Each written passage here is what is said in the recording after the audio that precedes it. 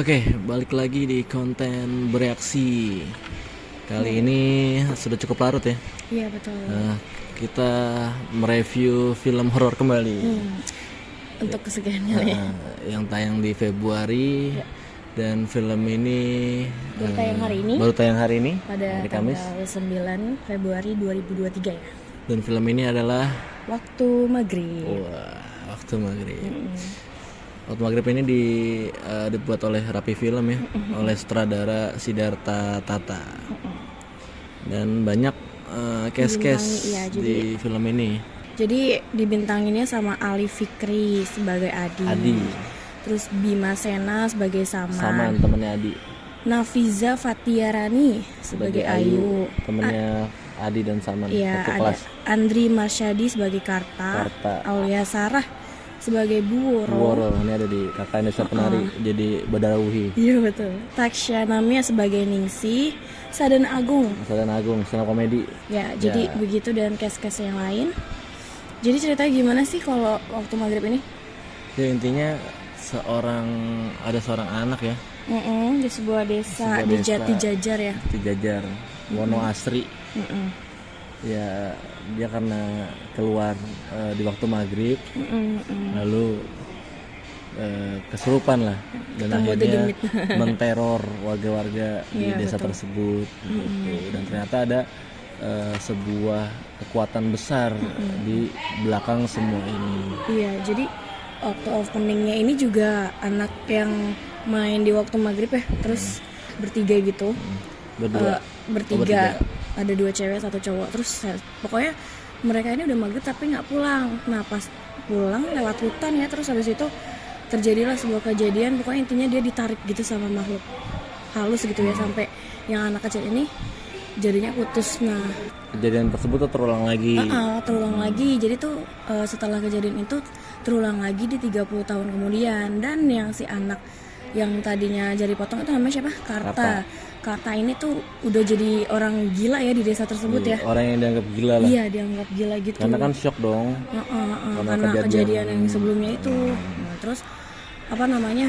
Nah, tapi kita di sini dimulai dengan tokoh utama si itu ya, siapa? Si Adi sama si Saman gitu. Tapi buat filmnya sendiri nih, gimana menurut kamu? Apa look horornya? Horornya dapat sih, karena sebelum-sebelumnya nonton horor tuh nggak horor ya, maksudnya ada terlalu banyak padat gitu, tapi nggak terlalu menyuguhkan kehororannya kayak semenjak apa ya, Ivana kali ya, apa nggak, maksudnya horor tapi nggak yang deg-degan gitu. Nah ini tuh menyajikan horor yang bikin deg-degan, walaupun sebenarnya sih munculnya hantunya klise gitu, kayak dari belakang, dari mana, dan juga relate sama kehidupan kita gitu ya, waktu maghrib. Cuman kayak dikemasnya tuh yang horor ya, khas Rapi Film. Dia kan memang satu rumah produksi Pengabdi Setan juga, Rapi Film. Jadi kayak udah punya pakem nih buat horor seperti ini gitu. Jadi dia tuh bisa bikin sepanjang film ini dibikin kayak mencekam gitu loh. Apalagi kan waktu maghrib itu kan waktu-waktu yang krusial ya, kayak pergantian antara siang sama malam gitu. Dan setan-setan pada keluar tuh. Ada hadis di awal film. Iya betul. Ada hadis di awal film. Nah terus kan kayak cerita ini tuh kayak nggak ujuk-ujuk tiba-tiba dar, tapi enggak ya, kayak pelan-pelan dari tadi 2 anak bocah si Adi sama Saman dibikin masuk, terus baru teror mulai gitu ya. Konflik ada gitu kan, dari kematian si gurunya yang ternyata membawa suatu teror yang malah lebih pertanda ya, pertanda dari semua masalah gitu. Iya, jadi tuh awalnya tuh ya dari si gurunya, yang kematian gurunya ini gitu ya kan, yang bikin geger satu desa. Terus habis itu dikiranya kan ya udah gitu ya, tapi ternyata di situ awal mulanya teror itu bermulai. Teror itu bermula gitu. Apakah gurunya yang menjadi penyebab itu semua? Nggak tahu ya, coba ada di film. Ini kayak ngebawa vibes Pengabdi Setan sih. Iya sih ya. Walaupun memang secara penulisan, secara sinematografi beda. Cuman kayak vibe-nya ini seperti horor-horor itulah. Jadi, ya ini cukup jadi nilai plus, karena dari beberapa minggu kemarin tuh kita disuguhkan sama film-film horor yang pakemnya itu aja. Iya, terus udah gitu kayak isinya tentang pemujaan iblis terus bosan. Tapi mungkin kalau sebelumnya kita disuguhkan dengan plot yang padat gitu ya, yang ada konfliknya banget ini. Gitu ya. Nggak, maksudnya sebelumnya itu maksudnya plot doang, tapi kayak horornya tuh kayak agak kurang gitu. Kalau mungkin kalian sukanya film horor gitu, nah mereka sebelumnya itu kurang. Tapi kalau di sini tuh kayak oke gitu loh, horornya ya tetap bikin deg-degan gitu. Semua punya alasan jadi nilai plus. Ya walaupun banyak kayak ya dialog-dialog yang nggak perlu. Tapi menurut aku sendiri gitu ya, dialog-dialognya di sini tuh natural, ngerti nggak? Jadi nggak kayak film-film. Jadi karena mereka banyak dialog-dialog kayak banyak adegan-adegan sehari-hari yang nggak terlalu penting misalkan, tapi itu membawa kita jadi kayak masuk ke kehidupan biasa aja gitu, ngerti nggak sih? Gitu. Dan juga latar setting 2000-annya juga nggak maksa ya. Enggak. Jadi bener-bener tahun 2000-an tuh. Karena mungkin dia ngambil settingannya di desa ya, jadi berasa udah gitu. Kalau di desa kan kayak maghrib aja tuh udah sepi banget ya, jadi berasa banget sepi, horor gitu. Hubungan antara masyarakat yang dekat banget lah gitu kan. Sampai lurah pun kayak orang biasa gitu. Karena kan yang jadi pelindung di sini kan selain Hansip, ya desa lah ya, kepala desa kan, si lurah ini kan, sama siapa tuh lagi tuh ya? Ini yang punya warung. Ya. Jadi kayak yang penting lah ya di desa tersebut lah. Di ceritanya membuat kita berpikir-pikir karena sampai pertengahan dan mau dekat akhir film tuh kita masih bingung sebenarnya nih mau nyari siapa ya? Kan mati semua nih, teror nih. Mereka yang ngebunuh udah kesurupan si Saman, ngebunuh si ini terus dia bunuh diri juga kan, bunuh diri juga. Sampai bertanya-tanya nih sebenarnya arahnya mau kemana, dan ternyata ada lebih besar lagi ya yang menyangkut kehidupan masa lalunya si Karta. Masih ada hubungannya gitu nih apa yang terjadi gitu kan. Istilahnya kayak yang megang kunci lah ya dari semua itu gitu. Tapi menurut kamu sendiri kayak apakah ini sangat plot twist bikin kamu kaget? Wah, gitu kaget banget. Enggak yang banget sih. Cuman kan? karena gitu ya. Karena emang plot twistnya ini dipersiapkannya ya itu ada ceritanya dulu. Walaupun emang secara mendadak sih yang tiba-tiba bu gurunya ngaku sama si Ayu. Kalau ini gimana kan bisa nonton di film. Dari maksudnya kalau pribadi sendiri tadinya sih nggak menaruh curiga, ya udah biasa aja, mungkin dia salah satu tokoh masyarakat ya kan, karena kan dia termasuk guru.